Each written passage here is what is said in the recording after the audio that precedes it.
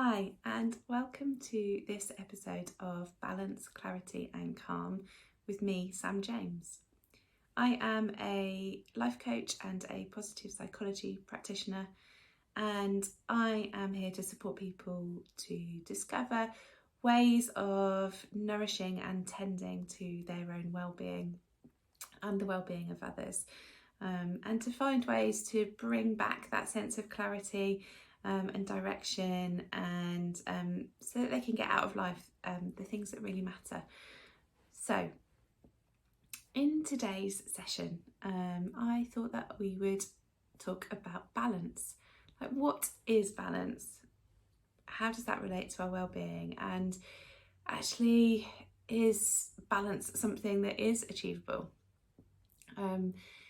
Balance is often a term that's used when we talk about work-life balance, which I sometimes struggle with, if I'm being honest, because that to me almost, if we're not careful, implies that there should be kind of like an equal balance between work and life, so that they would be balanced like this. For me, I find it much more useful to think about it as more like kind of work-life mix or a blend.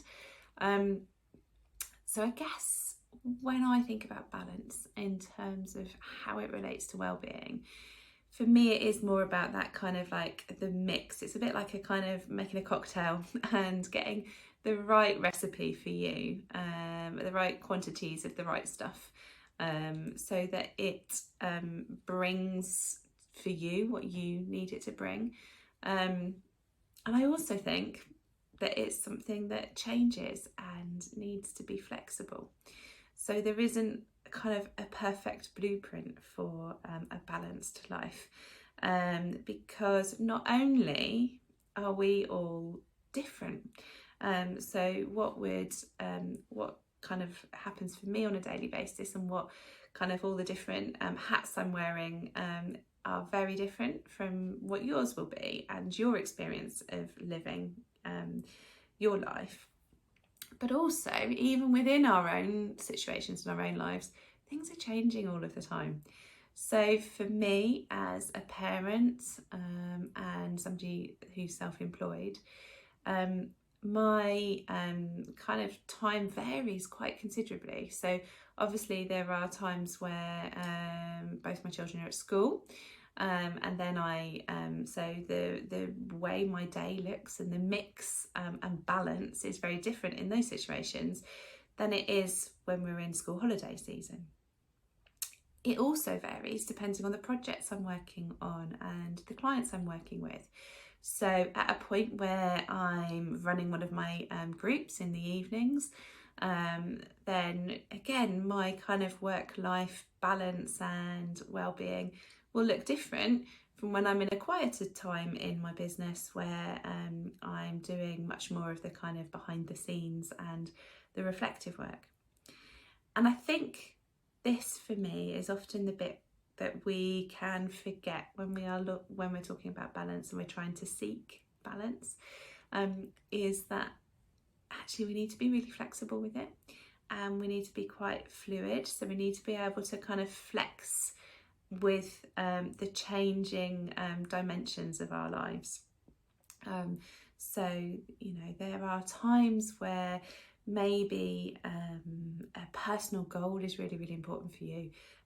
So I know at the moment I've been coaching a few different people who have got kind of like sort of big running races and marathons coming up. So for them, that will then kind of take centre stage. Or maybe it's that there's a particular family milestone that's going on, or a big DIY project. So I think it's that kind of really sort of being able to bring it back to your context, to all of those different dimensions of your life and what is happening.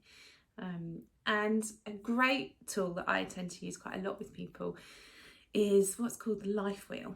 So those of you that have had sessions with me or been to sort of workshops and groups may well have kind of come across the life wheel I tend to use.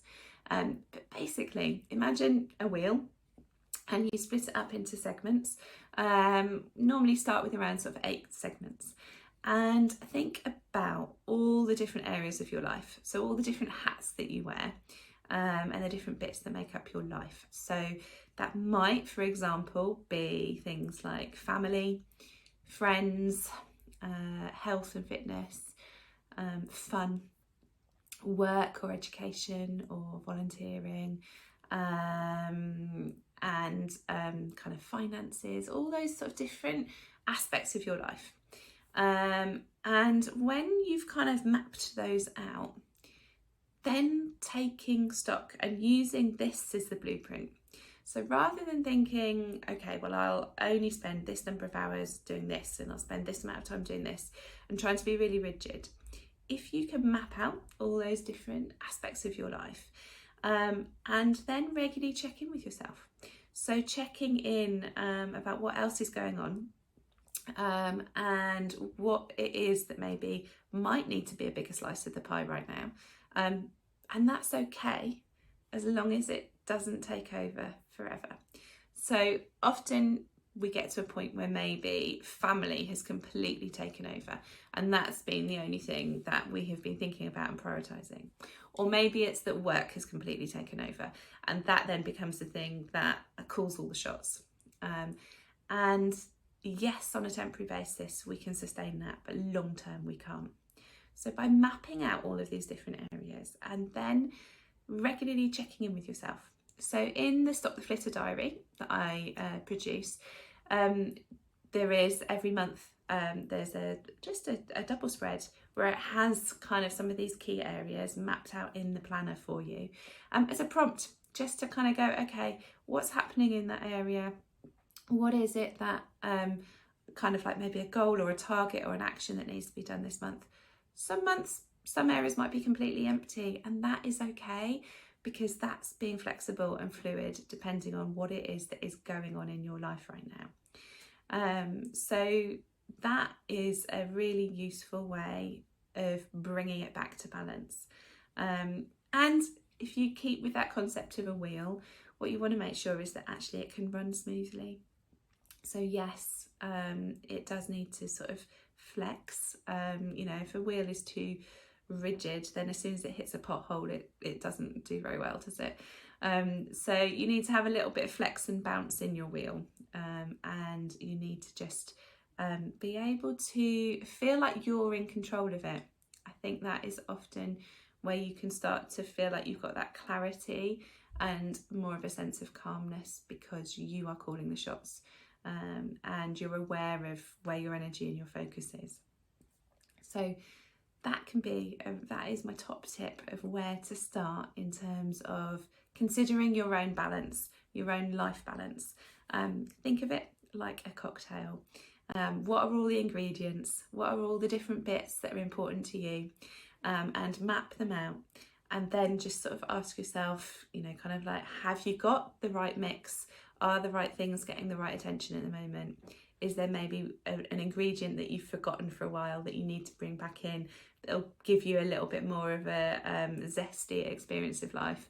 Or maybe it's that you're missing out an ingredient that brings you a sense of calm, or maybe something that brings you a sense of achievement and purpose.